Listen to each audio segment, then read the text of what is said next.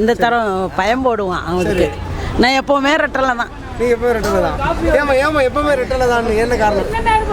அது என்னமோ அப்போ பிடிச்ச எங்கள் அம்மா வீட்டில் இருந்து எல்லாம் அவங்களே எல்லாம் ரெட்டலை தான். அதனால அப்படியே ரெட்டலை தான் போட்டுக்கிட்டே வர்றோம். பையன் மட்டும் எப்படி மாறி போட்டான்? பையன் இந்த தடவை தான் கட்சி வேற போட்டு பார்க்கலாம் அப்படின்ட்டு அவன் வேற போட்டுக்கிட்டான். இதுக்கு நாம் தமிழர் கட்சி சீமானுக்கு போட்டாருங்களா? சீமானுக்கு போட்டோம். சரி, ஏதாவது சொன்னார், ஏதாவது பேசியிருப்பார்ல அவர் ஓட்டு போடுறத பற்றி? உங்ககிட்ட நீங்களும் ஓட்டு போடுங்க எல்லாம் பேசியிருக்காரு? அது உங்கள் சௌகரியமான்ட்டா. நீ எது போடுறியோ போட்டுக்க, நான் இந்த தடவை சீமானுக்கு போடுறேன். நீங்கள் என்னம்மா சொன்னீங்க? சீமானுக்கு போடுறீங்களா இல்லை வேண்டாம்னு சொன்னீங்களா?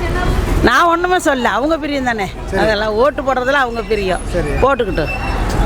இளைய தலைமுறையில் வந்து சீமானை தேர்ந்தெடுக்கும் போது நீங்கள் மட்டும் ஏமா ரெட்டலைக்கு போடுறீங்க?